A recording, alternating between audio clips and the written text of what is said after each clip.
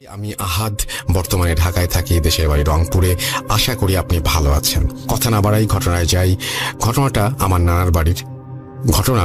আম্মা, খালা, নানি সবার কাছ থেকে শুনেছি। ঘটনাটি আজ থেকে অন্তত বছর 20 আগের। প্রযুক্তি কোনো ছোঁয়া তখনও এসে লাগেনি মফস্বল সেই গ্রামে ছোটখাটো একটা হাট বসে, সেখানেই কেনাবেচা চলে। হাটের নাম মুক্তির হাট। 71-এ নাকি এই নাম রাখা হয়েছিল, অবশ্য নাম বদলে গেছে এতদিনে। যাই হোক, হাটে একটা দোকান ছিল ইলিম ফকিরের। হালকা পাতলা মানুষ, মাথায় বাবরি চুল, মুখে অল্প কয়েকটা দাড়ি, সবসময় পাঞ্জাবি লুঙ্গি পরে থাকতো।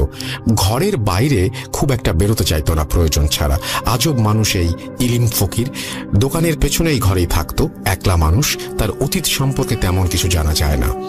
তার দোকানের কোন রকম নাম ছিল না, নাম দেবার মতো দোকানও নয়। সে বেচত কাফনের কাপড়, সুরমা, আতর, গোলাপ জল ইত্যাদি, মানে মৃত ব্যক্তির জন্য দরকারি জিনিসপত্র। এসব বেচে তার কিভাবে চলতো কে জানে। দোকান কিন্তু সে প্রতিদিন খুলতো না, সেদিনই খুলতো যেদিন কেউ মারা যেত। কিভাবে যেন সে জানতে পারত আজ কেউ মারা যাবে। সে সেই মৃত ব্যক্তির জন্য প্রয়োজনীয় সকল জিনিসপত্র নিয়ে বসে থাকত।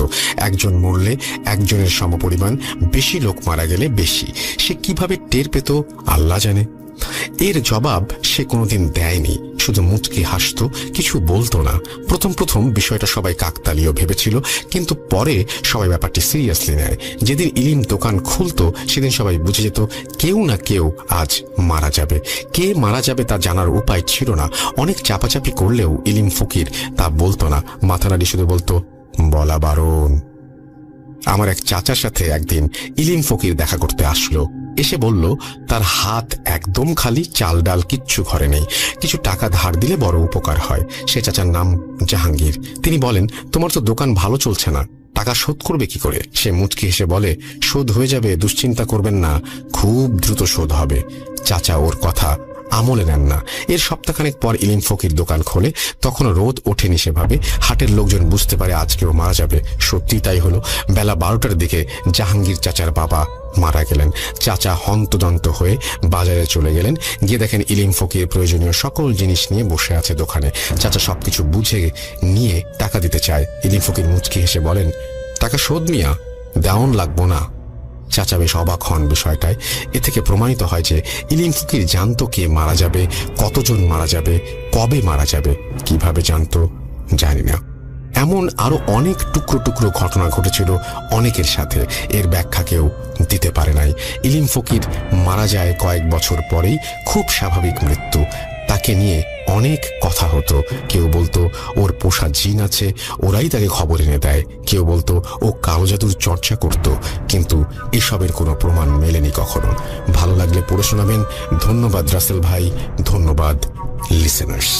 এই ছিল ঘটনা, চমৎকার একটি ঘটনা। আমার কাছে মনে হচ্ছে খুবই খুবই খুবই অদ্ভুত টাইপের একটা ঘটনা, এবং আশা করছি যে এই ঘটনাটি আপনাদের ভালো লেগেছে। যদি ভালো লাগে অবশ্যই অবশ্যই আমাদের জানাবেন, যদি ভালো না লাগে সেটাও আমাদেরকে জানাবেন। আমরা চলে যাব আমাদের পরবর্তী ঘটনাতে। আমরা চলে যাব হাফেজ মাইনুদ্দিন ভাইয়ের কাছে। মাইনুদ্দিন ভাই কেমন আছেন আপনি, সেটা একটু সবাইকে আগে বলুন। আলহামদুলিল্লাহ ভালো। আপনি ভালো আছেন? ওকে, এখন যেটা করতে চাই সেটা হচ্ছে সরাসরি কথা না বাড়িয়ে আপনার ঘটনায় চলে যেতে চাই। জি, আমি আজকে যে ঘটনাটা শেয়ার করতে আসছি সেটা আমাদের ঢাকা কামরাঙ্গীরচরের, বিশেষ করে ওই ঢাকা কামরাঙ্গীরচরের এই এপ্রিল মাসের 10-12 তারিখে এই ঘটনাটা ঘটতে যাচ্ছিল। তো কামরাঙ্গীরচরের যিনি আমার কাছে নিয়ে আসছেন ওই বাড়িতে তাদের একটি পারিবারিক কবরস্থান, ওই বাড়ির সাথে যে পারিবারিক কবরস্থান ছিল, এবং ওই বাড়ির যিনি মুরব্বী ছিলেন, বয়স্ক লোক, উনি প্রায় তাদের পরিবার সকল সদস্যদেরকে বলতেন যে আমি যখন মারা যাব আমাকে অবশ্যই আমার পারিবারিক কবরস্থানে কবর দিবা না, আমাকে আজিমপুর কবরস্থানে তোমরা দাফন দিবা। এটা তাদেরকে নাকি প্রায়ই বলতো। কিন্তু ঘটনাক্রমে এপ্রিল মাসের 10 বা 12 তারিখ উনি মারা যান। আর রমজানও খুব কাছেই ছিল, 1-2 দিন, 14 এপ্রিলে রমজান ছিল। তারা ব্যবসা বাণিজ্য নিয়ে ব্যস্ত ছিল। আর বাবার এই আরজিটা তারা তেমন একটা গুরুত্ব দেওয়া হয়নি। তাদের বাবাকে সেই পারিবারিক কবরস্থানেই দাফন দেওয়া হয়। তো বিশেষ করে যখন দাফন দেওয়া হয়েছে 3-4 দিনের পরে একটা সমস্যা দেখা দিয়েছিল। সেটা তাদের পারিবারিক, তার বড় ছেলেকে, তার বিবিকে, তাদের পরিবারের অনেককেই ঘুমের মধ্যে শুধু দেখানো হতো আমাকে নিয়ে যাও। তো এটা একজন ওই এলাকার ইমাম সাহেবকে যখন বলা হয়, তো ইমাম সাহেব বলছেন ঠিক আছে আমরা আসব এবং একটা কোরআন খতম দোয়া করে দেব, গরিবদেরকে কিছু খাওয়াই দিলে ঠিক হয়ে যাবে। তো হ্যাঁ, করানো হয়েছিল। এটা স্বাভাবিক 4-5 দিন ঠিক ছিল, কিন্তু পরবর্তীতে আবারও একই অবস্থা। ওই বড় ছেলেকে যিনি দাফন দিয়েছেন উনাকে এখন দেখাতো যে আমাকে নিয়ে যাও। তো এটাও উনিও পরবর্তীতে সেটা সন্দেহ করেন যে বাবা যে বলে আমাকে নিয়ে যাও, কোথায় নিয়ে যাবে বা কেনই বা স্বপ্নে দেখায়। তো পরবর্তীতে উনি প্রায় তার বাবার রওজা কবরের তাতে জিয়ারত করেন। তো একদিন ঘটনাক্রমে, এটা 2 সপ্তাহ ধরে হয়েছে, রাত্রেবেলা প্রচন্ড গরম ছিল, তার বাড়িতে কারেন্ট ছিল না, রাত 1টা-2টা বাজে এরকম সময় নাকি। তো উনি বের হয়েছেন রাস্তায় যে একটু হাঁটাহাঁটি করবার জন্য। তিনি হাঁটাহাঁটি করবার বের হয়েছেন, হাঁটাহাঁটি করতেছেন, উনি হঠাৎ দেখেন যে তার বাবার কবরের উপরে কি সাদা একটা দেখা যাচ্ছে, 1 হাত উপরে, একবার একটা লাশের মতোই, কিন্তু উনি দূর থেকে বুঝতে পারতেছিলেন না। যখন উনি কাছে গেলেন দেখেন যে জি, উনার বাবাকে যেভাবে লাশ দাফন দেওয়া হয়েছিল, মাথার ভান খোলা দেওয়া হয়েছিল এবং মাঝখানের এবং পায়ের যে গিট থাকে সেই গিটটা যে খোলা দিয়ে রাখা হয়েছিল, আর মাথা যে পশ্চিম দিক করে মাথা খুলে দেওয়া হয়েছিল, ঠিক লাশটা তার এইরকম ভাবে তার বাবার কবরের 1 হাত উঁচু লাশ এরকম ভেসে আছে। তো উনি দেখার সাথে সাথে উনি ওইখানেই অজ্ঞান হয়ে যান। তো তারা ঘরে নিয়ে যায়। তারা এতটুকু মনে করে যে তাকে জিন আসর করেছে, কেননা কামরাঙ্গীরচর এলাকাতে অনেকে জিনের প্রভাব আছে এবং একটা রাতও গভীর রাত, হয়তো তাকে জিনই আসর করেছে। ওই ইমাম সাহেবকে ডাকেন, ডেকে ঝাড়ফুঁক করা হয়। তো এটাও সেই 3-4টা দিন ভালোই ছিল, কিন্তু সে ঝাড়া দেওয়ার পরেও 3-4টা দিন সুস্থ থাকার পরে হঠাৎ করে উনি ওই জালনা, তার বাড়ির জালনার সামনে তার বাবার কবরটার দিকে তাকান এবং সেইখানে উনি ওই অনুভবটাই করেন যে তার বাবার লাশটা ওইভাবে ভেসে আছে এবং কি যেন বলতে চাচ্ছে, এবং এমনও কি তার কানের মধ্যে আওয়াজ আসছে যে আমাকে নিয়ে যাও। উনি বলেন যে ওইখানেই দিকে তাকিয়ে থাকতো, ঠিক ওই রকম মৃত যেভাবে পশ্চিম দিকে লাশ ফেরানো, আর এরকম মনে হচ্ছে যে উনার বাবা ওনার দিকে তাকিয়ে আছে আর বলতেছে যে আমাকে নিয়ে যাও।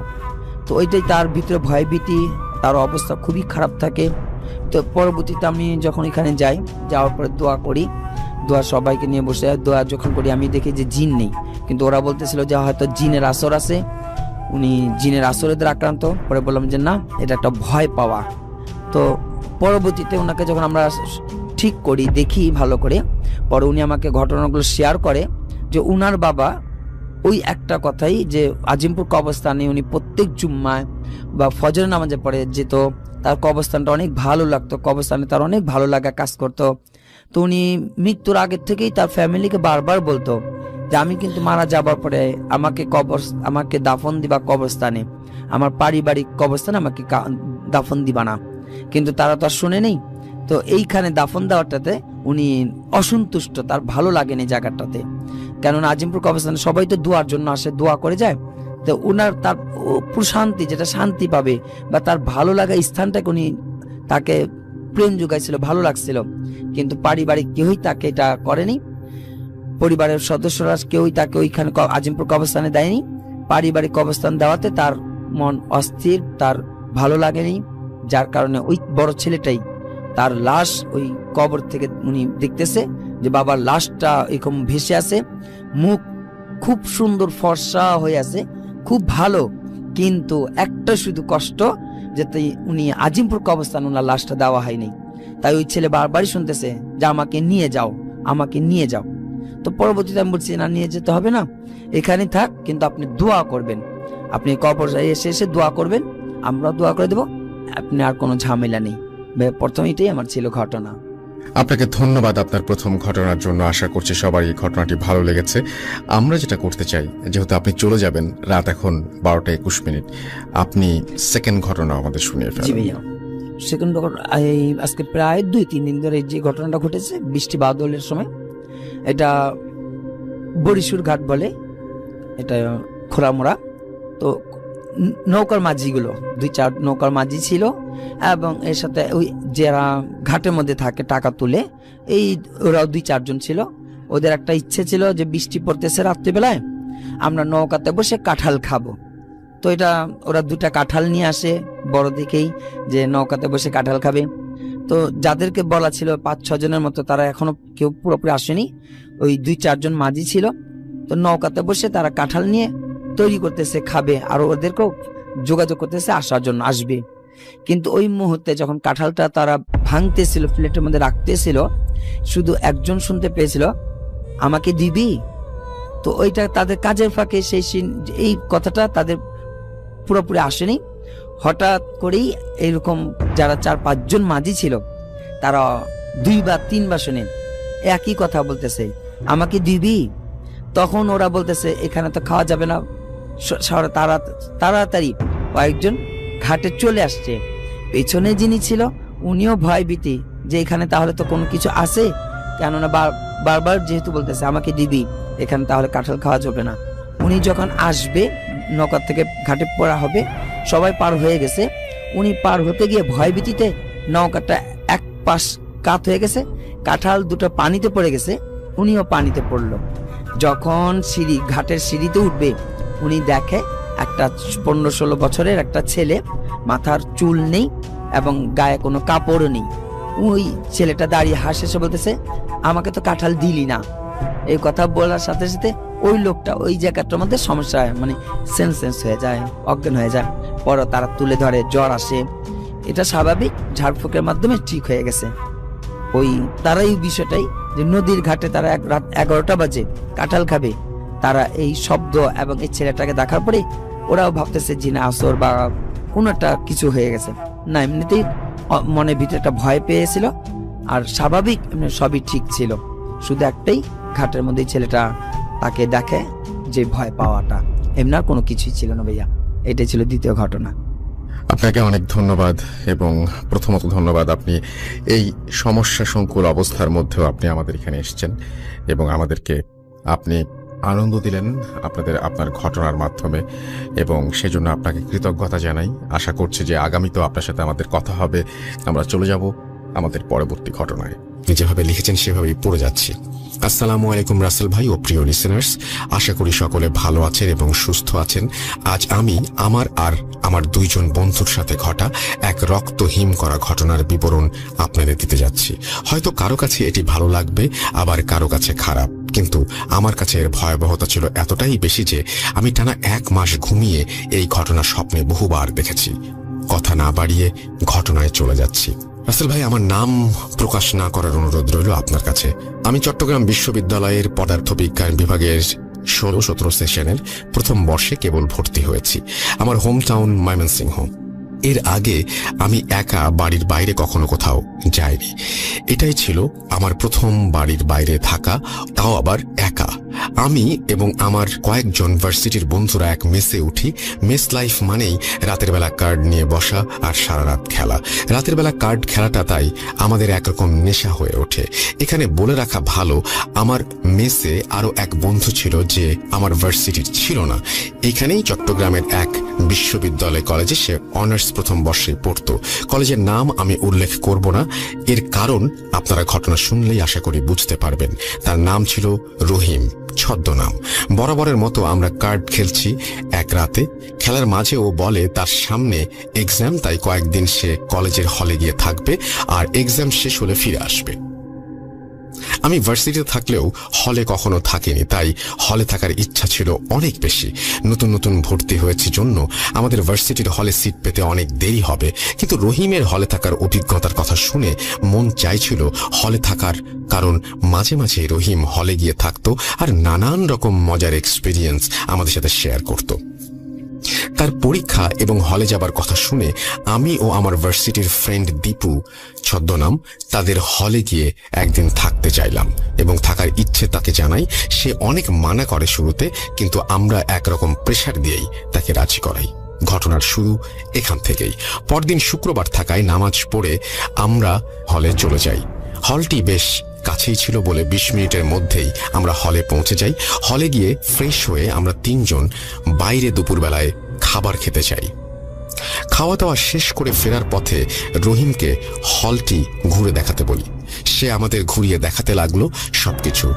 আমরা প্রথম, দ্বিতীয়, তৃতীয় তলা ঘুরে 4 তলায় যাবার সময় দেখি সিঁড়ির সামনে এক মাথা থেকে আরেক মাথা পর্যন্ত একটি লাল কাপড় দিয়ে লাইন বানানো এবং একটা বোর্ডে লেখা 4র্থ তলায় প্রবেশ সম্পূর্ণ নিষিদ্ধ, please do not cross this line. এটি দেখে আমার ফ্রেন্ড দীপু এখানে এসব কি তা রহিমের কাছে জানতে চায়। রহিম তাকে বলে সে এগুলো জানে না এবং কাউকে জিজ্ঞাসা করলে কেউ কিছু বলেনি তাকে। আমি আগ্রহ নিয়ে 4 তলায় যেতে চাইলে রহিম আমাকে বাধা দেয় এবং সেখান থেকে চলে যেতে বলে। অনেকবার যেতে চাইলেও শেষে রহিমের কথা মানতে বাধ্য হই, কারণ সে কিছুতেই সেখানে যেতে দিবে না। তাই সেখান থেকে আমরা রুমে চলে আসি। রুমে এসেও আমি 4 তলায় কি আছে ভাবতে লাগলাম আর সেখানে কিভাবে যাব সেটা নিয়ে চিন্তা করতে লাগলাম। রাতের বেলা আমরা সবাই বাইরে বেরিয়ে খেয়ে আসার পর রহিম পড়াশোনা করতে থাকে আর আমি এবং দীপু বসে বসে ইউটিউব দেখতে থাকি। কিছুক্ষণ পর দীপু আমাকে মেসেঞ্জারে নক করে এবং সে 4 তলায় যেতে চায় বলে আমাকে জানায়। আমি বলি রহিম তো যেতে দেবে না। দীপু আমাকে তখন বলল যেহেতু রহিম আমাদের সেখানে যেতে দেবে না তাই সে ঘুমিয়ে যাবার পর তার সাথে সেখানে যাব কিনা। আমিও যাবার জন্য রাজি হয়ে যাই, যেহেতু আমার যাওয়ার ইচ্ছে ছিল আগে থেকেই।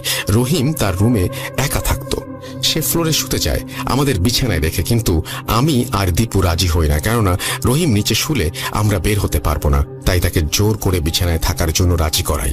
লাইট নিভিয়ে সবাই শুয়ে পড়ি। প্রায় 30-40 মিনিট পর আমরা রহিমের হালকা নাক ডাকার শব্দ পেয়ে বের হই রুম থেকে। বাইরের রুম ছিল 2 তলায়।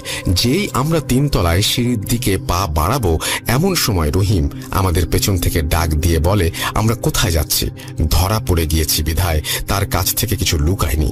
রহিম বলে ওঠে সে আন্দাজ করতে পেরেছিল আমরা যাব, তাই ঘুমের ভান করেছিল। আমাদের রুমে আসতে বললে আমরা অনেক জোরাজুরি করে তাকে নিয়েই 4 তলায় রওনা হই। বাইরে থেকে গার্ড বারবার টর্চ লাইট মারছিল জন্য বারবার নিচু হয়ে আস্তে আস্তে হেঁটে আমরা 4 তলার সিঁড়ির সামনে চলে আসি। রহিম বলে শোনো, উপরে যাচ্ছ যাও, কিন্তু এই লাল কাপড় যেন খোলা না হয়। তাই আমরা লাল কাপড়টি না খুলে তার নিচ দিয়ে সিঁড়িতে পা রাখি। লাল কাপড়টি ক্রস করার সাথে সাথে কেমন যেন ভয় কাজ করতে লাগলো আমাদের মাঝে। অর্ধেক সিঁড়ি ওঠার পর নূপুরের আওয়াজ কানে ভেসে আসতে লাগলো। রহিম এই আওয়াজ শুনে জিজ্ঞাসা করলো আমরা এটা শুনতে পাচ্ছি কিনা।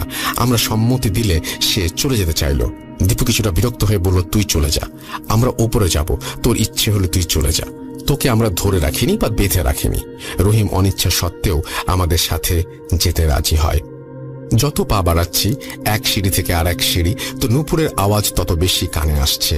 সে কি আওয়াজ! মনে হচ্ছে কেউ পাগলের মতো এক ঘর থেকে আর এক ঘরে ছুটে বেড়াচ্ছে, নাচানাচি করছে। ভয় কাটিয়ে প্রায় 4 তলায় পৌঁছাই। প্রতি তলায় 8টা করে রুম ছিল, এখানেও তাই। কিন্তু 4 তলায় 404 নম্বর রুমটার দিকে তাকিয়ে ভয় যেন 1000 গুণ বেড়ে যায়। সে রুমের সামনে বিশাল বড় এক তালা, যার গায়ে লাগানো প্রায় 10-12টা তাবিজ। তাবিজগুলো লাল কাপড় দিয়ে তালার সাথে বাঁধা, সেই লাল কাপড়ের মতো যেটা দিয়ে লাইন করা ছিল 4 তলার সিঁড়ির সামনে। সেই দরজার সামনে যেতেই বুঝতে পারি সেই রুম থেকেই আওয়াজ বের হয়ে আসছে। আমি দরজার ফুটো দিয়ে ভেতরে তাকিয়ে দেখার চেষ্টা করি, আর যা দেখি তা দেখার পর আমার পুরো শরীর অবশ হয়ে যায়। আমি দেখি বিপরীত সাইডে থাকা ল্যাম্পপোস্টের হালকা আলোয় ফ্যানের সাথে একটা শরীর ঝুলছে, মানুষের দেহ, আর তার নিচেই একটি মেয়ে অবয়ব, এবং সে যেন নৃত্যরত। এটা দেখে আমার পুরো শরীর অবশ হয়ে যায় আর আমি হাঁটু গেড়ে ফ্লোরে বসে পড়ি। আমার মুখ দিয়ে কোনো আওয়াজ বের হচ্ছিল না। একে একে রহিম আর দীপু ফাঁকা দিয়ে উকি দেয়, আর এসব দেখে রহিম এক দৌড় দিয়ে নিচে নামতে থাকে এবং নামার সময় সিঁড়িতে পড়ে অজ্ঞান হয়ে যায়। আমার শরীরে উঠে দাঁড়ানোর মতো কোনো শক্তি ছিল না বিধায় দীপু আমাকে টেনে নেওয়ার চেষ্টা করতে গিয়ে পড়ে যায়, আর ওর মাথা গিয়ে পড়ে বারান্দার রেলিংয়ের সাথে। ওর মাথা দিয়ে রক্ত পড়তে থাকে। আমি বোবার মতো পড়ে আছি, ফ্যাল ফ্যাল করে তাকিয়ে দেখছি সব দৃশ্য, কিন্তু কিছুই করতে পারছি না।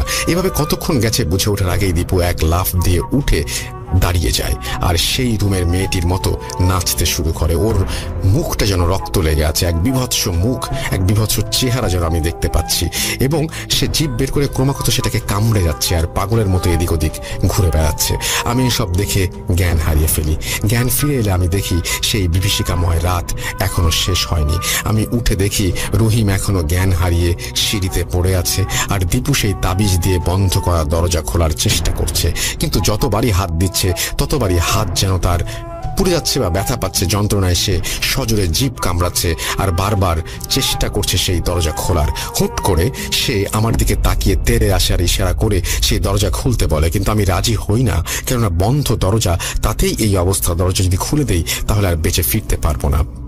আমার মাথা নাড়ানোর না সূচক ভঙ্গিমা দেখে সে আমার মাথা ধরে সজোরে দেয়ালের সাথে বাড়ি দেয় আর প্রচন্ড ব্যথায় আমি মেঝেতে লুটিয়ে পড়ি, কিন্তু আমার মুখ দিয়ে সামান্যতম শব্দও বের হয়নি। কিছুক্ষণ পর ব্যথা কম অনুভব হলে দেখি দীপুরূপী সেই দানব দরজা খোলার প্রবল চেষ্টা করছে, আর আমি সেই সুযোগ কাজে লাগিয়ে হামাগুড়ি দিয়ে নিচে নেমে আসতে থাকি আর অজ্ঞান হয়ে পড়ে থাকা রহিমের শার্ট কামড়ে ধরে তাকে টেনে নিয়ে আসার চেষ্টা করতে থাকি, কিন্তু এক চুলো নড়াতে পারেনি তাকে। রহিমকে ছেড়ে আমি নিচে হামাগুড়ি দিয়ে নামতে থাকি আর সেই লাল কাপড়ের লাইন ক্রস করি। সাথে সাথে আমি আমার মুখের শব্দ ফিরে পাই আর সজোরে চিৎকার করতে থাকি। তখন গার্ড এসে আমার রক্তাক্ত মাথা দেখে বলে, কি হয়েছে? জিজ্ঞাসা করার আগেই আমি রহিম আর দীপুকে বাঁচাতে বলে উপরের দিকে আঙুল দেখিয়ে দেই। গার্ড ভয়ে কেঁপে ওঠে, কিন্তু তবুও উপরে যায় এবং গিয়ে দেখে রহিম পড়ে আছে আর দীপু দরজায় ক্রমাগত লাথি দিচ্ছে, কিন্তু দরজা খুলছে না। এই অবস্থায় রহিমকে নিয়ে গার্ড নিচে চলে আসবে, তখনই দীপু এসে সজোরে গার্ডকে লাথি মারে আর রহিমকে নিয়ে সেই রুমের সামনে চলে আসে আর তার অজ্ঞান দেহটা রুমের সামনে এনে তার চারপাশে ঘুরতে থাকে। গার্ড আমাকে কিছু না বলে ঝড়ের বেগে নিচে চলে যায় আর হলের পাশে থাকা মসজিদের ইমামকে ডেকে নিয়ে আসে। ইমাম আসতে আসতে প্রায় 20 মিনিটের মতো হয়ে যায়। আমি অনেক কষ্টে দাঁড়িয়ে গার্ড আর ইমাম সাহেবের সাথে ওপরে উঠতে গিয়ে দেখি দীপু রহিমের বুকের ওপর দাঁড়িয়ে লাফাচ্ছে আর রহিম আমার দিকে তাকিয়ে হাসছে। আমি আবারও জ্ঞান হারাই। জ্ঞান ফিরে আসার পর দেখি আমি হলের বড় একটা রুমের ভেতর এক বেডে আর দীপু আমার পাশের বেডে পড়ে আছে।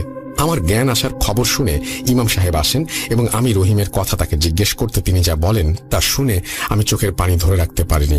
ইমাম সাহেব বলেন, সেখানে দীপু যখন রহিমের বুকের ওপর লাফাচ্ছিল তখন ইমাম সাহেব আয়াতুল কুরসি ও দোয়া পড়তে থাকলে দীপু মাটিতে লুটিয়ে পড়ে এবং রহিমেরও জ্ঞান ফিরে আসে। রহিমকে আনার পর আমাদের সাথে এই রুমে তাকেও রাখা হয়। তার মাথায় ব্যান্ডেজ করা হয় কারণ তার মাথা ফেটে গিয়েছিল, কিন্তু সকালে সে নাকি হুট করে উঠে 3 তলা থেকে লাফিয়ে পড়ে আত্মহত্যা করেছে।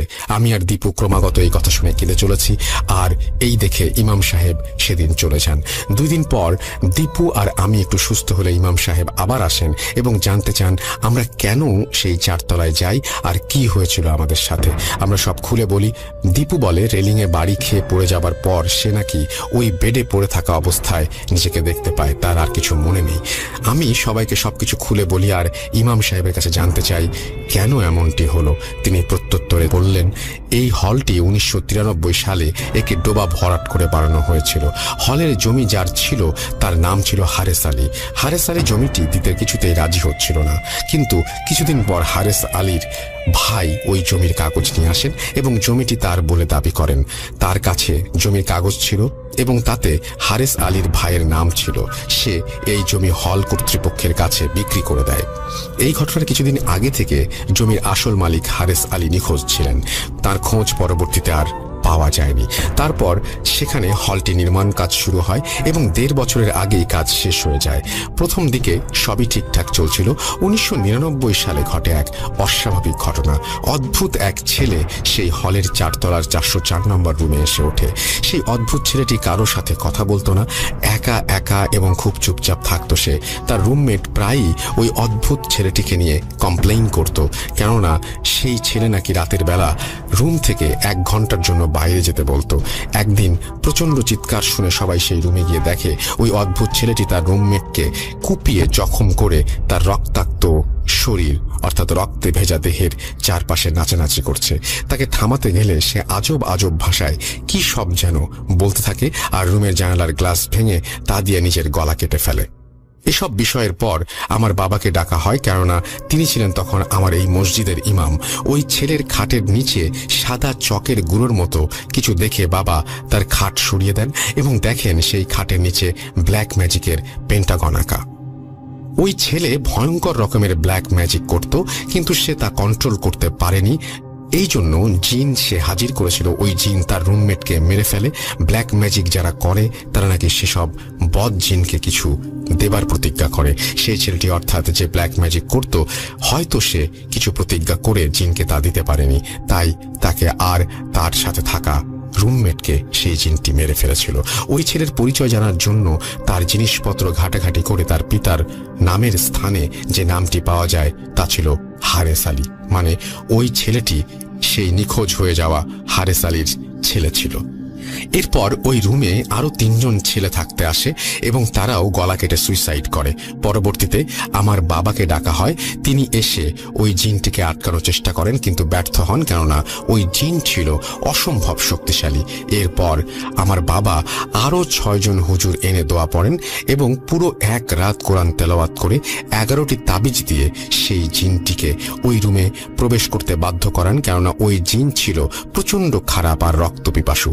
তাকে এই স্থান ত্যাগ করতে বলা হলে সে সেটা করবে না বলে সে প্রচন্ড রেগে যায় এবং আমার বাবাকে মেরে ফেলার হুমকি দেয়। এবং তাকে কোনোভাবে কন্ট্রোল করতে না পেরে বাবা আর তার সাথী 6 জন হুজুর মিলে জিনটিকে ওই রুমে প্রবেশ করতে বাধ্য করেন এবং ঘরের তালার সাথে সেই 9টি তাবিজ বেঁধে দেন যেন সে বাইরে আসতে না পারে।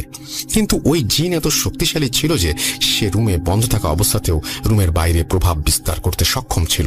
তাই 4 তলার সিঁড়ির সাথে বাকি 2টি তাবিজ দিয়ে ওই লাল কাপড় বেঁধে দেওয়া হয়। বাইরে এই জিনের প্রভাব ততক্ষণ আসবে না যতক্ষণ ওই লাল কাপড়টি সেখানে বাঁধা থাকবে। তোমরা যা দেখেছো তা ওই জিনের 100 ভাগের 1 ভাগ শক্তি মাত্র। তুমি যদি ওই রুম খুলে দিতে তাহলে তুমি আর দীপু তোমরা সবাই মারা যেতে। আর রহিম মারা গেছে কারণ তোমাদের আনার সময় সিঁড়ির কাপড়টি খোলা হয়েছিল। তোমাদের আনতে আনতে সেই কাপড় লাগানোর কথা কারোরই মাথায় ছিল না। এই জন্য রহিমের ওপর ওই জিনটির প্রভাব অনেক বেশি ছিল, তাই রহিম আত্মহত্যা করেছে। রহিম মারা যাবার পর আমি নিজ হাতে সেই কাপড় লাগিয়ে দিয়ে এসেছি কুরআনের তেলাওয়াত করে। এসব শুনে আমি আর দীপু সেদিনই মেসে ফিরে আসি। আর সেদিন রাতেই আমি ময়মনসিংহ চলে আসি বাসে করে, আর দীপু চলে যায় যশোরে। আমি আর দীপু এখন দেখা হলে এসব নিয়ে কেউ কথা বলি না, কিন্তু মনে মনে আমরা নিজেদেরকেই রহিমের মৃত্যুর জন্য দায়ী ভাবি। আমরা জোর না দিলে ও হয়তো যেত না, আর না গেলে আজও বেঁচে থাকতো। ওর বাবা মাকে দেখতে এখনো মাঝে মাঝে আমি আর দীপু যাই। আমাদের দুজনকে তারা নিজেদের ছেলের মতোই দেখেন। সবশেষে একটা কথা বলতে চাই, ব্ল্যাক ম্যাজিক দয়া করে কেউ করবেন না। জীবন ছেলে খেলার জিনিস নয়। আমার কাছে আমার জীবন মূল্যবান, আর তেমনি আপনার কাছে আপনার জীবন মূল্যবান।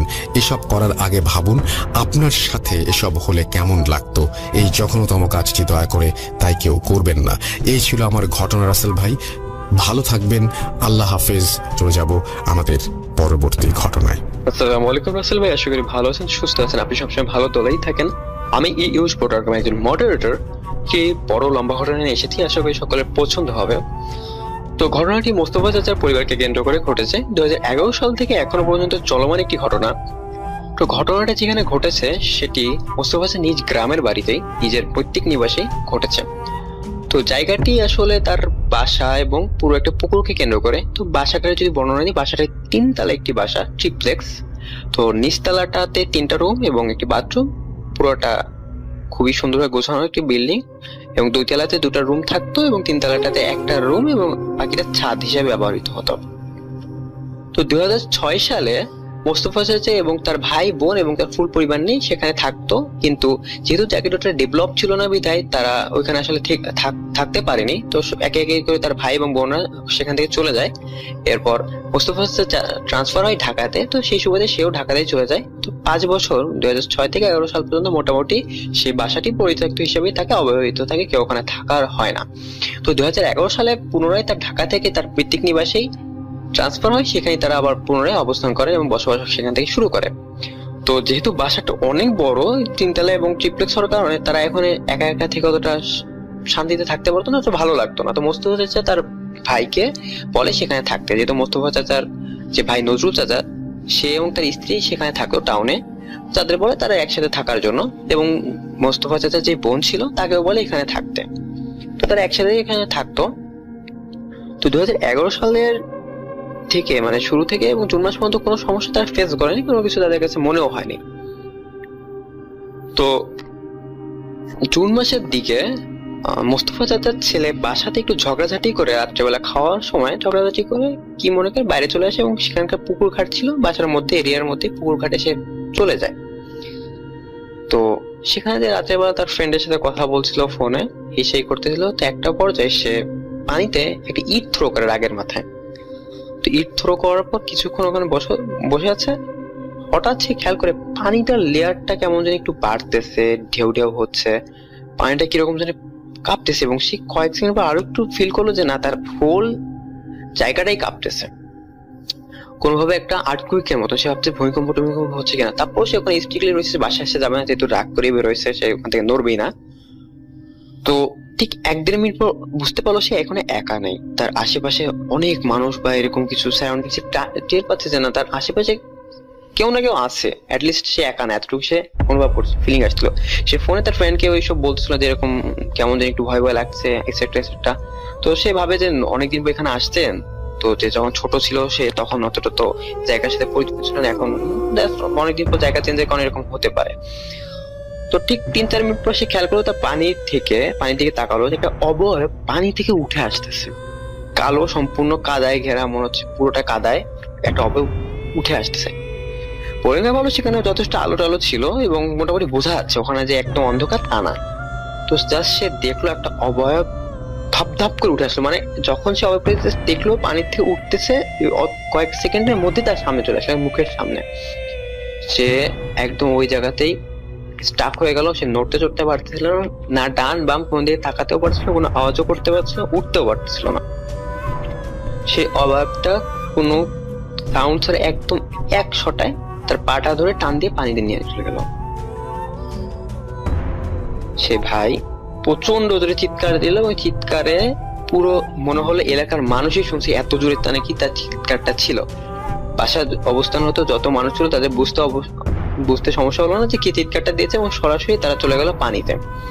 তো নোমান ভাইয়ের বাঁচানোর জন্য তারা ওখানে চলে আসতো এবং নোমান ভাইকে বাঁচানোর চেষ্টা করতেছে মোস্তফা চাচা এবং নজরুল চাচা, দুইজনে পানিতে নেমে পড়ছে ইতিমধ্যে, তখন তাকে টেনে তোলার চেষ্টা করতেছে, কোনোভাবে তারা টেনে উঠে পারতেছে না।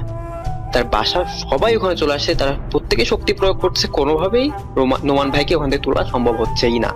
তো একটা পর্যায়ে তখন দেখলো যে না, নোমান ভাইকে তোলা সম্ভব হয়েছে এবং টান দিয়ে তুলে ফেললো, এবং তারা সবাই ওইখানে উপস্থিত প্রত্যেকে দেখলো একটি কালো অবয়ব সিঁড়ি থেকে উঠে পাড়ের উপরে চলে আসছে এবং নোমান ভাইয়ের পা আবারও টান দেওয়ার চেষ্টা করতেছে, এবং সকলে ওটা দেখছে, এবং সবাই সেটা নিজ বুদ্ধিতে একদম সজ্ঞানে সবাই ওটা দেখছে অবয়বটাকে। এরপর নজরুল চাচা কোনো কিছু না মনে করে জাস্ট প্যানিক হয়ে বা যেভাবে হোক সে লাথি দেয় অবয়বটাকে, এবং লাথি দিয়ে যেভাবে হোক পানিতে ফেলায় দেয়, এবং তারা কোনো কিছু না ভেবে সেখান থেকে সাথে সাথে দৌড়াদৌড়ি করে বাসায় চলে যায়। বলা ভালো যে নজরুল চাচা প্রচন্ড সাহসী একজন মানুষ, তার কাছে এইসব জিনিস কোনোটা ভয়ের কিছু না, তবুও সে সাহসিকতার সাথে সবকিছু হ্যান্ডেল করে। তো কারো কাছে ব্যাপারটা স্বাভাবিক লাগেনি, তারা বুঝছে যে একটা কালো অবয়ব কিভাবে একটা পানি থেকে উঠে আসতে পারে। তাদের কাছে এই জিনিসটা কোনো এক্সপ্লেনেশন ছিল না, তারা জাস্ট ওই রাতটা কোন রকম ভাবে জাস্ট পার করবে, তারা হুজুর ডাকতে হবে, আন্টিকে ডাকতে হবে, এই নিয়ে তাদের মাথা খারাপ হয়ে গেছে। এবং ওইদিকে নোমান ভাইয়ের অবস্থা খুব খারাপ, তার জ্বর এসে গেছে, অবস্থা খারাপ, সে কোনোভাবে কথাও বলতে পারছে না, তোতলাচ্ছে। তো নোমান ভাইয়ের মা বাবা সবাই মোটামুটি তাকে ঠান্ডা করার চেষ্টা করছে ওইদিকে। তো মোটামুটি সে স্বাভাবিক হয়েছে এবং ঘুমানোর চেষ্টা করছে, তাকে অনেক কষ্টে মানে শান্ত করা গেছে। তো নজরুল চাচা তার রুমে যে এবং শুইছে মাত্র, সে দেখছে তার পায়ে প্রচন্ড পেইন হচ্ছে, প্রচন্ড পরিমাণের পেন, সে পেনটা সহ্য করতে পারছে না।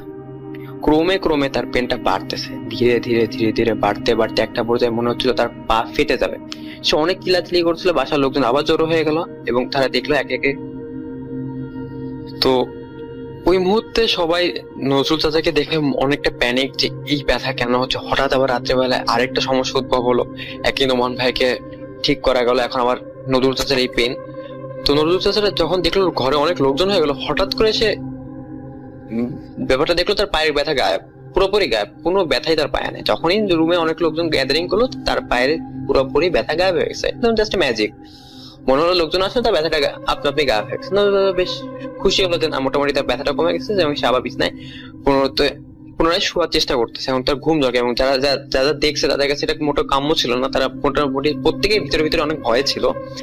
তো সবাই আবার যাদের রুমে চলে যায়, এবং চাচি হলো তার পাশে এসে শোয়। শোয়ার পর নজরুল চাচা বলেন রুমের লাইটটা অফ করতে। চাচি কোনো কথা শোনে না, তার পাশে ওরকম ধিম মেরে শুয়ে আছে জাস্ট। বলে যে রুমের লাইটটা কি অফ করতে হবে না? চাচা আবারও মনে হয় বলে রুমের লাইট কি অফ করবা না, নাকি এরকম অন করে, নাকি তোমার ভয়টাই করতেছে। নজরুল চাচা ভাবে যে মনে হয় চাচির অনেক ভয়টাই করতেছে আর কথা বলতে যাচ্ছে না, তো সেভাবে আচ্ছা লাইট জ্বলুক, সমস্যা নেই। সে ওভাবে শুয়ে আছে এবং সেও মোটামুটি একটু ভিতর ভিতরে একটু ভয় আসছে, কারণ জিনিসটা কোনো এক্সপ্রেশন পাচ্ছে না। নজরুল চাচি কোনো কথা নাই বার্তা নেই, চুপ করে বলে উঠলো, লাঠি কেন দিলি? নজরুল চাচা ব্যাপারটা বুঝতে পারলো না যে আসলে এটা কি চাচি বলছে। চাচির দিকে ফিরলো এবং দেখতে পারলো তার দিকে বেশ রাগান্বিত ফেসে তার দিকে তাকায় আছে, অনেকটা রাগান্বিত, তার চোখগুলো লাল হয়ে গেছে পুরোপুরি। আবারও বললো, লাঠি কেন দিলি? নজরুল চাচা এবার মোটামুটি বেশ অবাক হয়েছে যে সেইভাবে কথা বলতেছে কেন, চাচি কেন এভাবে কথা বলতে তার সাথে। সে একটু ভয়ও পাচ্ছে, প্লাস ব্যাপারটা অবাকও হচ্ছে। নজরুল অনেক সাহসী মানুষ, তো যার কারণে তার কাছে ভয়ের থেকে ব্যাপারটা অবাক বেশি লাগতেছে। চাচি আবার পুনরায় বললো, লাঠি কেন দিলি? এরপর সে কন্টিনিউসলি বলতেছে, লাঠি কেন দিলি, লাঠি কেন দিলি, লাঠি কেন দিলি। আর এই প্রত্যেকটা কথার সাথে সাথে তার পেটটা পুরোপুরি কাঁপতেছিল, পুরো আর্থকুইকের মতো, মানে একটা পর্যায়ে কাঁপতে কাঁপতে একটা পর্যায়ে মনে হচ্ছিল খাটটাই ভেঙে পড়ে যাবে, এত জোরে কাঁপাকাঁপি শুরু হয়েছে। এরপর আস্তে আস্তে দেখলো তার পুনরায় নজরুল চাচা সেই পায়ে ব্যথাটা পুনরায় শুরু হয়ে গেছে। নজরুল চাচা চিৎকার চেঁচামেচি করে ব্যথাটা সহ্য করতে পারছিল না, মানে এত আকুতি মিনতি করছে, ব্যথার জন্য কমে যায়, ব্যথার জন্য কমে যায়, এবং বাসার লোকজন আবার পুনরায় জড়ো হয়ে গেছে। কিন্তু এবার আগের মতন ম্যাজিক আর ঘটতেছে না, তার ব্যথা ওই ক্রমেই বাড়তেছে, ক্রমণে বাড়ছে, এতটা বাড়তেছে নজরুল চাচার আকুতি মিনতি থেকে মানুষজনের হাঁকার পড়ে গেছে, মানে কেউ সহ্য করতেছে না, এত চিৎকার করছে নজরুল চাচা। তো চাচি চলে গেল রুম থেকে বের হয়ে। তো চাচির আচরণটা সবার কাছে বেশ অদ্ভুত লাগতেছে, কারণ চাচি কোনো কেয়ার করতেছে না, বলতে সরাসরি কোনো ব্যথা কিছুই না, এখনই ব্যথা কমাই দিব বলে রুম থেকে গেল এবং একটি বড় সাইজের চাকু নিয়ে আসলো, যেটা থেকে মোটামুটি আপেল ফল টল সহজেই কাটা সম্ভব। মাংস কাটা যাবে কিনা, মানে এতটাও শক্তিশালী মানে চাকু ছিল না। তো ফল কাটার চাকু নিয়ে সে চলে আসে এবং কোনো কথা নেই বার্তা নেই, যা সবার চোখের সামনে 3-4 সেকেন্ডের মধ্যে চাচি যায় নজরুল চাচার পায়ের উপর একটা কোপ দিল এবং হাঁটু বরাবর।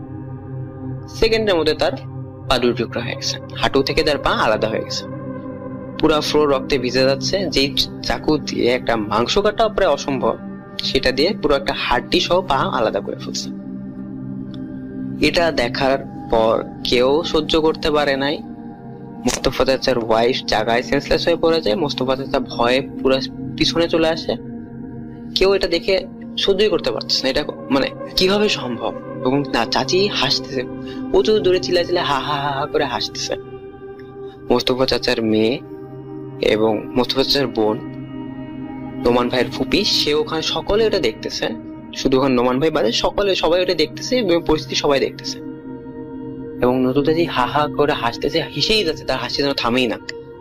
এবং একটা পর্যায়ে বলল, লাথি দেওয়ার পরিণাম এটাই ছিল। নজরুল চাচি ওই জায়গাটায় আবার নজরুল চাচিও সেন্সলেস হয়ে যায়, পড়ে যায় ওইখানে।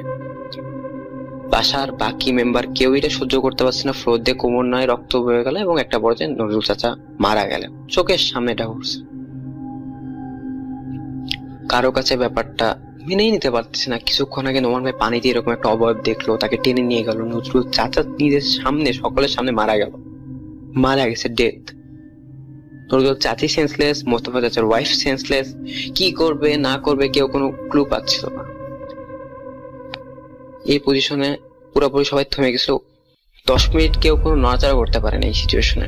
রাসেল ভাই, আমি এই পুরো ঘটনার এই পজিশনে এসে সবচেয়ে বেশি অবাক হয়ে গেছিলাম। আমার যেটা এক্সপ্লেনেশন বলেন, যেটা আমি কোনোভাবে আমি এখন নিজেই বিশ্বাস করতে পারি না, যেটা এরপর যা বলা হয়েছে আমাকে, যেটা আমাকে শোনানো হয়েছে, আমি সত্যি নিজে এখন বিশ্বাস করতে পারি। ওইখানে নোমান ভাই মোটামুটি সজ্ঞানে ছিল, সে উঠে আসতে পারছে এবং দেখলো যে পজিশনটা, সেটা সে নিজে, সবাই মনোবত ছিল, কেউ নড়তে পারছে না, শুধু নোমান ভাই রুম থেকে উঠে যাচ্ছে, দেখলো এরকম সিচুয়েশন। নোমান ভাই একটা সজোরে চিৎকার দিল, আর তার কয়েক সেকেন্ড পর সবাই দেখলো পুরো বাসা ডিসঅ্যাপিয়ার, গায়েব। তারা ধূপ করে 2 তলার থেকে এক ঝটকা নিচে পড়ে গেছে, প্রত্যেকে জাস্ট মনে হলো বাসাটা গায়েব করে দিছে, যেরকম জাস্ট তারা ফ্লোরের উপর পড়লো, মানে মাটিতে এসে পড়ছে। বিল্ডিং গায়েব, কোনো ফ্লোর নাই, কিচ্ছু নাই, পুরো বিল্ডিং পুরোপুরি ডিসঅ্যাপিয়ার। নাথিং ওয়াজ দেয়ার, কমপ্লিটলি ব্ল্যাঙ্ক। ওই জায়গাটা যেরকম যদি একটা বিল্ডিং সরাই দিলে যা থাকে পুরোপুরি ওইরকম পজিশন হয়ে গেছিল। তারা সব করে নিচে পড়ে গেছে, 2 তলা থেকে নিচে পড়ছে, যেরকম ব্যথা পাওয়ার দরকার সেরকমই ব্যথা সবাই পাইছে। জাস্ট দেখে ওখানে নজরুল চাচার লাশ নাই, বাকি সব বাদে যেরকম ছিল সেরকম অবস্থায় সবাই 2 তলা থেকে পড়ে গেলে যদি কেউ শুয়েও থাকে মারাত্মক ব্যথা পাওয়ার কথা। তো যারা সেন্সলেস ছিল মোস্তফা চাচার বউ এবং চাচি নজরুল চাচি, দুইজনে ওখানে সেন্সলেস, সেম পজিশনে যেরকম বিল্ডিং এ ছিল সেম পজিশনে নিচে পড়ে গেছে। আসলে এটা আমার কাছে পুরোপুরি অবিশ্বাস্য লাগছে, আমি নিজে বিশ্বাস করতে পারি না। কিন্তু যেই সোর্স থেকে আমি জানছি, যে আমাকে বলছে, সে কখনো ঘটনাটা বানায় বলা বা মিথ্যা বলার কোনো সুযোগ নেই। তো আমি এই জায়গাটা এসে সত্যি কথা আমি কোনো ভাষা পাইনি, আমি কিছু বলার নেই, আমি আমার নিজের এখনো ঘোরও কাটতেছে না। এটা কিভাবে সম্ভব, একটা বাসা কিভাবে গায়েব হয়ে যেতে পারে? আপনি যে বাসা অবস্থান করতেছেন এখনই হঠাৎ করে দেখলেন আপনি ফ্লোরে চলে আসেন, মাটিতে চলে আসেন, বাসা পড়ে সব গায়েব, এটা কিভাবে পসিবল? তো যাই হোক, কেউ কোনো কথাই বলতে পারেনি, ওই পজিশনে সবাই ওখানে দাঁড়ায় গেছে। এবং যেহেতু অনেকটা ভয় পেয়েছে তারা, যেহেতু সেন্সলেস দুইজন ছিল সামনে, তারা ছিটকে একদম বাসার ফ্রন্ট সাইডে চলে আসে, জাস্ট মেন গেটের কাছাকাছি চলে আসে। কিন্তু বিল্ডিং থেকে বেরোনোর কারো সাহস নেই, ওই মানে মেন গেট ক্রস করে যে কেউ বেরোবে সেই সাহসটুকু কারো নাই। কেউ ওখান থেকে চিৎকার করবে সেই সাহসটুকু কারো নেই, কারো মুখ দিয়ে কোনো আওয়াজ বেরোচ্ছে না। কিভাবে বেরোবে এরকম একটা সিচুয়েশনে? কেউ বললে কি করবে আল্লাহ জানে, বাট তাদের মুখ দিয়ে কোনো আওয়াজ দিয়ে কোনো নড়াচড়া নেই। নোমান ভাই চুপচাপ ওখানে বসে আছে, মোস্তফা চাচা ওখানে হাঁটু গেড়ে বসা, মোস্তফা চাচার মেয়ে রোমান আপু সে ওখানে চুপচাপ বসা, কেউ কোনো কথা নেই, কোনো ভাষা নেই। একটা লাশ মাত্র দেখলো তারা, তারপর নোমান ভাই চিৎকারে পুরো বাসাটা গায়েব। এরপর থেকে তারা ওখানে অবস্থান করতেছে। তো বিগত যা ঘটছে তাদের মাথাতে ওটার ক্রমণে সবার ঘুরতেছে এবং তারা কি করবে কোনো ক্লু পাচ্ছিল না, তারা ওখানে অবস্থান করতেছিল। 3 ঘন্টা যাওয়ার পর যখন ফজরে আজান দিল, ফজরে আজান পড়া মাত্র জাস্ট দেখলো তারা যেই পজিশনে ছিল তারা ঠিক ওই পজিশনে চলে আসছে। ঠিক যা ঘুরছিল রাতের বেলা ঠিক সেই পজিশনে তারা প্রত্যেকে চলে আসছে। ফজরে আজান দিল মাত্রই তারা সেই যেই পজিশনে সেই পজিশনে পূরণে চলে আসছে। এটা মোটামুটি একটা অবিশ্বাস্য ব্যাপার, তবুও মেনে নিয়েছে তারা।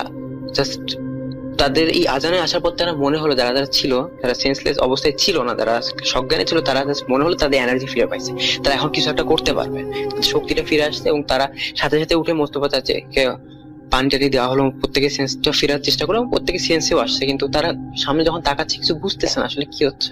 রাতে ঘটনাটা পুরোটাই তাদের মাথায় আসলো এবং তারা দেখলো নজরুল চাচার পা দুই অর্ধেক খন্ড হয়ে আছে এবং তাদের সামনে লাশ।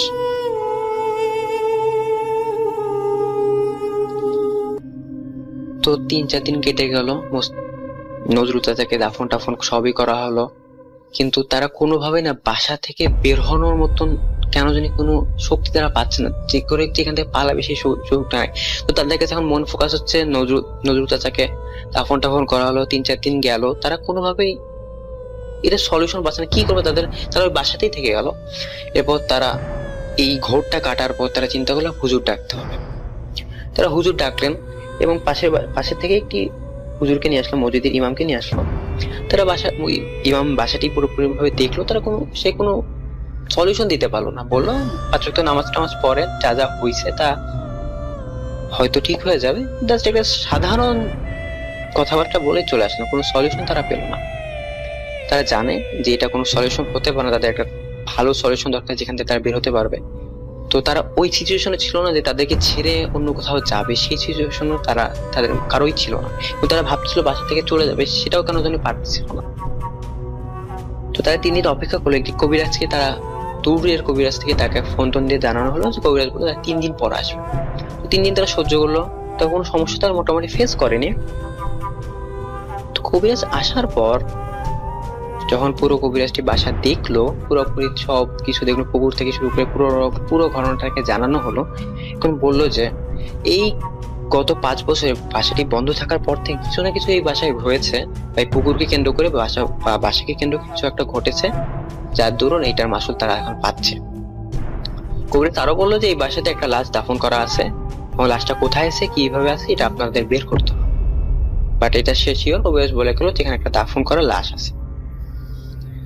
তারা কোনোভাবেই বুঝতে পারছে এটা কিভাবে সম্ভব, এখানে একটা লাশ থাকতে। এবং কবিরাজ এটা বললো যে এটা বিল্ডিং এর নিচে, তাও বিল্ডিংটা হয়েছে আজ থেকে বহু বছর আগে, কিন্তু কবিরাজ বলতেছে এই লাশটা আপনাদের এই 5 বছরের মধ্যেই হয়েছে, যেটা অসম্ভব। একটা বিল্ডিং এ তুলে তো তার নিচে তো আর একটা লাশ দাফন করা সম্ভব না। তবুও কবিরাজের কথাটা তারা শুনলো এবং কবিরাজ জাস্ট বললো আপনারা বাসা থেকে আপাতত কোথাও যাওয়ার চিন্তা করেন না, কারণ আপনারা যদি বাসা থেকে ত্যাগ করেন তাহলে আপনারা যেখানে যান না কেন সমস্যাটা বহন করে নিয়ে যাবেন। এবং আরেকটা জিনিস বললো, আপনারা যদি নিজেদের অবয়ব দেখেন, মানে নিজেকেই যদি দেখেন যে আপনি ঘুরতেছেন ফিরতেছেন বা নিজেকে নিজে মেরে ফেলছেন, এই কাজটার থেকে নিজেকে বিরত রাখবেন। যদি দেখেন আপনারই একটা যমজ কেউ বা অবয়ব আপনি ফাঁসিতে ঝুলতেছেন, তবে অবশ্যই তাকে বাঁচাতে হবে। আপনি যদি আপনার অবয়বটাই যদি ফাঁসিতে ঝুলেছেন, মনে ধরে নেবেন আপনিও মারা গেছেন। এমন কিছু যদি ফেস করেন অবশ্যই তাকে বাঁচাতে যাবেন এবং আপনি নিজেকেও তাহলে বাঁচাতে পারবেন। তো কবিরাজ বলে গেল আপনার আমাকে আরো 5 দিন সময় দিতে, এটা সলিউশনের কিছু একটা বের করে তাকে জানানো হবে। এবং কবিরাজ চলে গেল। তো 4-5 দিন অপেক্ষা করলো, কবিরাজের কোনো খোঁজ পাচ্ছিল না, কবিরাজ কোনো সলিউশনও তাকে দেয়নি। এবং কবিরাজকে যখন ফোন দেওয়া হলো 2-3 দিন ধরে ট্রাই করা হলো, কবিরাজের কোনো আতা পাতা পেলো না। তো ঠিক 7-8 দিন পর যখন কবিরাজকে আবার ট্রাই করা হলো এবং খোঁজ পেলো যে কবিরাজ পানিতে ডুবে মারা গেছে, যেটা শুনে মোটামুটি মোস্তফা স্যার পরিবার আবার একটু শকড হলো। তারা আসলে মেনে নিতে পারছিল না, আসলে কি করবে তারা পুরো অসহায় হয়ে যাচ্ছিল, বাসা থেকে যেতে পারছিল না। কোনো কবিরাজ ডাকার পর, এই ঘটনার পর তারা আবার ভাবে আবার পুনরায় কোনো একটা কবিরাজকে ডাকবে। তো অনেক খোঁজাখুঁজির পর 7-8 দিন পর আরেকটি কবিরাজকে তারা পায় এবং কবিরাজকে তাকে, সেও দূরের একটা কবিরাজ থাকার কারণে তাকে আসতে সময় দেওয়া হলো। 5-6 দিন পর কবিরাজ এখানে আসলো। কবিরাজ এসে বললো যে বাসাটিতে অনেক সমস্যা আছে, এখানে একটা লাশ দাফন করা আছে। সেম কথাটাই বললো যেটা আগের কবিরাজ বলে গিয়েছে। তো এই লাশটাকে আসলে উদ্ধার করতে হবে, লাশের একটা সুরাহা করতে হবে, আদারওয়াইজ এই ঘরের এই বাসার কোনো সমস্যা সলভ করা সম্ভব না। তো এই বাসাটা ভেঙে আপনি লাশ বের করবেন নাকি লাশ কিভাবে বের করবেন সেটা আপনারা জানেন, কিন্তু লাশটা বের করতে হবে। এবং কবিরাজ কোনোভাবে তাদের কথাটা বিশ্বাস করতে পারলো না যে বাসা গায়েবের ব্যাপারটা, এটা তারা কবিরাজ বিশ্বাসই করতে পারে না। কথাটা শুনে অবাক হয়েছে এবং হাসিতেই মোটামুটি উড়াই দিত, এরকম একটা ব্যাপার। এবং পুকুরে যে ব্যাপারটা বললো, পুকুরে যেন কেউ না নামে, গোসল টোসল বা অন্য কিছু কোনোভাবে যেন না করা হয়, দিনের বেলা হোক রাতের বেলা হোক কোনোভাবে যেন না হয়, এটা পুরোপুরি বন্ধ করে দিতে বলছে।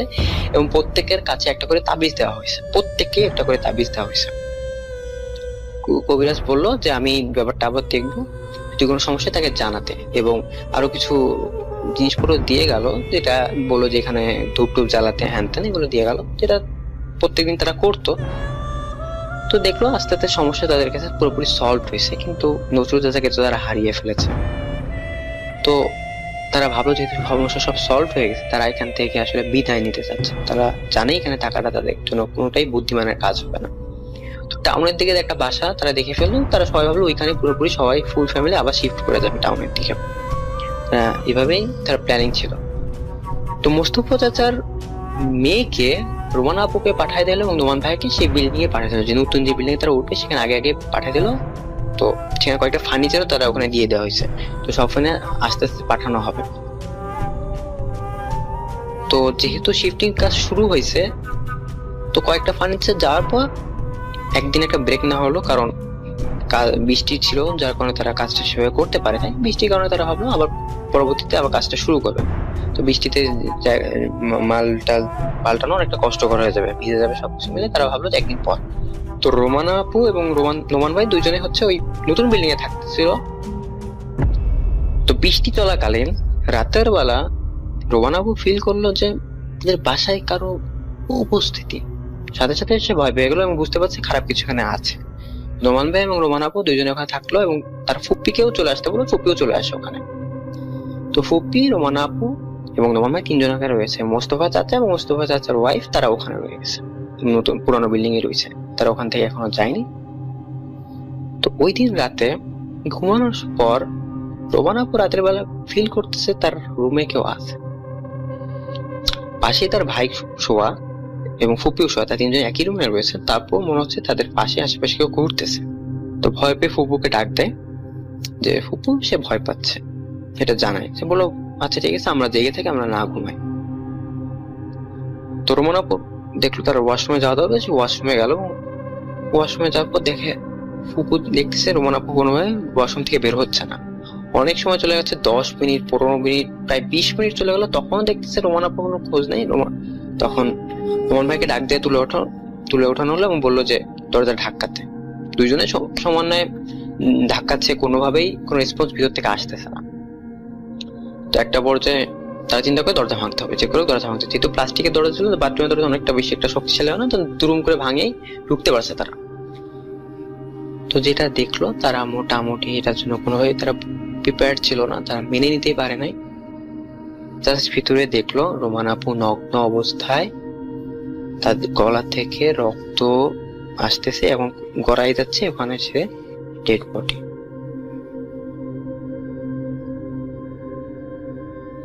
ওটা দেখার পর নোমান ভাই এবং তার ফুপুর কারোর গায়ে শক্তি ছিল না, তারা ইনস্ট্যান্ট জায়গায় দুইজনই সেন্সলেস হয়ে পড়ে।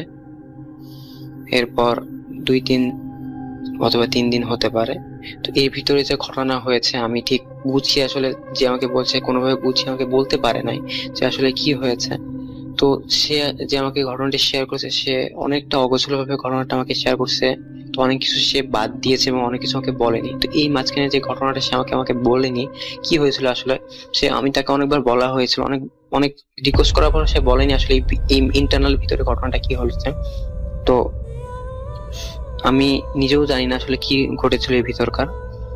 তো এরপর যখন রোমানা আপু চলে যায়, পৃথিবী থেকে বিদায় হয়ে যায়, তখন তারা নতুন বিল্ডিং এ তারা শিফট করার চেষ্টা করে, কিন্তু কোনোভাবে তারা পারতেছিল না। মোস্তফা চাচি প্রচুর অসুস্থ হয়ে পড়ে, কোনোভাবেই সেই বাসা থেকে আসতে পারতেছিল না। তো নোমান ভাই এবং ফুপু দুইজনে আবার পুনরায় বিল্ডিং এ আসতে বাধ্য হয়। তারা ওখান থেকে কোনোভাবে যেতে পারতেছিল না, নড়তে পারছিল না, তারা একটা অসহায় পর্যায়ে চলে গেছে, মনে হচ্ছে তাদের কাছে মৃত্যু গ্রাস করে ফেলেছে, তারা আর বাঁচবে না, এরকম একটা পজিশনে তারা চলে আসছিল। তো এই সিচুয়েশনে তারা মোস্তফা চাচাতো ভাই, যার কাছ থেকে আসলে আমি ঘটনাটা পেয়েছি, তাকে ওখানে চলে আসতে পারে এবং তার ফুল ফ্যামিলি ওখানে চলে আসে। সেই বিল্ডিং এ, আসলে পুরোনো বিল্ডিং এ তারা একসাথে আছে এখন এই 2-3 দিন ধরে। কোনো সমস্যা তারা ফেস করতেছে না, কিন্তু যা হওয়ার হয়ে গেছে। তো এরপর মোস্তফা সিদ্ধান্ত নেয় একটা বড় কোনো হুজুরকে ডাকবে এবং তারা এই বাসা থেকে যে করে চলে যাবে, তারা এখানে থাকা অসম্ভব, তারা এখানে থাকতেই পারবে না, অ্যাট এনি কস্ট তারা এখান থেকে বিদায় হবে। এখন তারা বড় একজন হুজুরের খুঁজবে, বড় হুজুরকে নিয়ে আসে। বড় হুজুর বলে এখানে সেম ঘটনাটা, সেম কথাই বলে গত যত তান্ত্রিক বলে গিয়েছে, যে এখানে একটা লাশ দাফন করা আছে, সেই লাশের সুরাহা না পাওয়া পর্যন্ত আপনার এখান থেকে মনে হয় না যেতে পারবেন, আর যাওয়ার চিন্তা করলে হয়তো বড়সড় ক্ষতি হয়ে যেতে পারে। মোস্তফা চাচা যে চাচাতো ভাই চলে এসেছিলেন, কনক আঙ্কেল, তো সে আসলে এসে হয়তো বিপদে পড়ে গেছে, সে হয়তো তার কাছে কাম্য ছিল, সে আসলে পুরো ঘটনাটা জানতো না। তো সে তার পুরো পরিবারকে নিয়ে এসেছিল, সে তার ওয়াইফ এবং তার বড় মেয়েকে নিয়ে এসে এখানে এসেছে। তো রোমান আপু যে ঘটনাটা, সে চায় না তার নিজের মেয়েকে নিয়েও ঘটুক। তো হুজুর এসে বলে যে এখানে লাশে সুরাহা করতে হবে এবং আপনারা যদি পারেন তাহলে এখানে এই বিল্ডিংটা ভাঙার চেষ্টা করে দেখতে পারেন, আদারওয়াইজ কিছু আপনাদের দ্বারা সম্ভব, আমার দ্বারা সম্ভব বলে কিছু নাই। তো হুজুর চলে যায় এবং কিছু তাবিজ আবারও দিয়ে যায়, তাবিজ দিয়েছে এবং তাবিজটা বলে কোনো যেন কেউ না খোলে। স্পেশালি মোস্তফা চাচাকে বলে আপনি বাসার এই প্রত্যেকটা কোনায় এই কিছু রিচুয়াল দেয়, যেগুলো এগুলো করতে হবে, সে পুরোটাই করে। তো এই জায়গাটায় এসে আমি আবারও ধাক্কা খাই। যে হুজুরটা আসলে এসেছিলেন, সেই 3 দিন পর হুজুরটা আসলে হুজুরের পরিবারে যে একজন বড় মেয়ে ছিল, সেই হুজুরের বড় মেয়ে একটি গাছের সাথে ঝুলন্ত অবস্থায়, নগ্ন অবস্থায় তার লাশ পাওয়া যায়, যেটা পরবর্তীতে মোস্তফা চাচারা জানতে পারে, অনেকদিন পরই জানতে পারে। তো এই হুজুরের আর কি বাসার ওই সেটেলমেন্ট করে দেওয়ার পরেই, তার 3 দিন পরই তার বড় মেয়ে মারা যায় নগ্ন অবস্থায়, গাছের সাথে ঝুলন্ত অবস্থায়। এবং তার লাস্টে এমন ভাবে ছিল যেটা একটা অবাস্তব ব্যাপার, তার চুলের সাথে গাছের ডালপালা পেঁচানো অবস্থা, চুল অনেক লম্বা ছিল এবং সে অবস্থায় ঝুলন্ত অবস্থায় ছিল। এটা চুল দিয়ে তো আর দেহকে আটকে রাখা সম্ভব না, বেঁধে রাখা অনেকটাই অসম্ভব না, চুল খুলে আসে সহজে, কিন্তু সেটা খুব অনায়াসে ঝুলতেছিল লাশটা। তো রাসেল ভাই, এরপর যে ঘটনাগুলো ঘটে যায় সেটা আসলে আমি পার্ট আকারে বলাটা বেশি দরকার, কারণ এই পর্যন্ত ছিল একটা স্টেজ।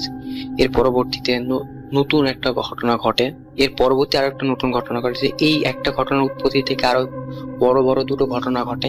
তো আমি যদি ইনক্লুড করতে চাই হয়তো ঘটনাটা অনেক বড় হয়ে যাবে, বিপুল বড় হয়ে যাবে।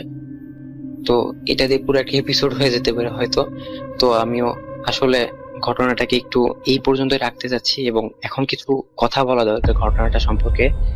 তো ঘটনাটি যে এতক্ষণ যতগুলো নাম ব্যবহার করা কিছু পুরো ছদ্মনাম হিসেবে ব্যবহার করা। এরপর যে জায়গাটি আসলে ঘটনাটা ঘটেছে সেটা শহরের মধ্যে এবং গ্রাম অঞ্চল নয়, শহরের একটা প্রপার স্থানেই। তো যাদের সাথে আসলে ঘটনাটা ঘটেছে তারা কোনোভাবে আমাকে চায়নি যে এই ঘটনাটা কোনো প্রতিষ্ঠান বা কোনো শহর প্রচার করা হোক। অনেক রিকোয়েস্ট করছে যে না, ঘটনাটা জানছো এটাই অনেক বড় ব্যাপার। তারা আমাকে অনেক রিকোয়েস্ট করেছে ঘটনাটা কোনোভাবে প্রচার করো না। তো আমি তাদের অনেক রিকোয়েস্ট করি এবং বলি যে না, ঘটনাটা আসলে অনেকটা শেয়ার করার মতো, এবং তাকে অনেক রিকোয়েস্ট করি যে না, আপনাদের নাম টাম থেকে শুরু করে জায়গা স্থান সবকিছু আমি গোপন রাখবো, কোনো কিছু এক্সপোজ করবো না। তো অনেক রিকোয়েস্ট করার পর তারা বলে যে ঘটনাটা তুমি পুরোপুরি শেয়ার না করো, তোমার যদি খুব ইচ্ছা করে। আমি অনেক রিকোয়েস্টের পর বলে যে অ্যাটলিস্ট তুমি ঘটনাটা অর্ধেক বা তার কিছু অংশই শেয়ার করতে, কারণ যতবারই তার ঘটনাটা শেয়ার করা হয়েছে তাদের অনেক বড় ক্ষতি হয়েছে। তো এই ক্ষতি থেকে বলি, তো যে আমাকে আসলে ঘটনাটা শেয়ার করেছেন, যে চাচা আর কি, মোস্তফা চাচা, যে চাচাতো ভাই কনক আঙ্কেল, যেটা আসলে ছদ্মনাম। তো তার বড় মেয়ে যে ছিলেন আর কি, সে 2017-18 সালের দিকে তার ফ্রেন্ড সার্কেলে ঘটনাটা শেয়ার করে। এইভাবে পুরো ঘটনা যে সে শুনে এসে সে পুরো ঘটনাটা শেয়ার করে। তো 18 সালের সময় সে আবারও তার আরেকটা ফ্রেন্ডকে শেয়ার করে, দুটো ফ্রেন্ডকে এভাবে শেয়ার করে। তো 18 সালের শুরুর দিকে এবং 17 শেষে, যাই হোক, সে শেয়ার করে এবং 18তে আবার শেয়ার করে, পুনরায় সে শেয়ার করে। তো শেয়ার করার পরে সেদিন রাতে বেলা তাকে ঠিক রোমানা আপুর মতনই অবস্থায় সিচুয়েশনে পাওয়া যায়। বলার দরকার পড়ে না, তো রোমানা আপু যেরকম নগ্ন অবস্থায় বাথরুমে পাওয়া গিয়েছিল, সেম পজিশনে তারও মৃত্যু ঘটে। তো রাসেল ভাই বা লিসেন যারা আছেন হয়তো বুঝতে পারতেছেন ঘটনাটা শেয়ার করাটা তাদের জন্য কতটা কষ্টকর বা ভয়ানক, এতটুকু বুঝাই যাচ্ছে। তো যদি তাদের বা কারো কোনো ক্ষতি না হয়, বা আমি আশা করি পরবর্তী দুইটা ঘটনা আমি আবার শেয়ার করব এই একই ঘটনাকে কেন্দ্র করে। তো আশা করি সকলে ভালো থাকবেন। Welcome back. আপনাদের সবাইকে অনেক অনেক ধন্যবাদ এতক্ষণ পর্যন্ত আমাদের সাথে থাকার জন্য। অনেক অনেক শুভকামনা রইল। সব সময় এই ইউটিউব চ্যানেলটি সম্পর্কে আপডেট পেতে আমাদের ইউটিউব চ্যানেলটিকে সাবস্ক্রাইব করুন। আশা করছি আমরা একসাথে অনেকটা পথ হাঁটব। আজকের মতো এখানে বিদায় নিচ্ছি। সবাই ভালো থাকুন, সুস্থ থাকুন।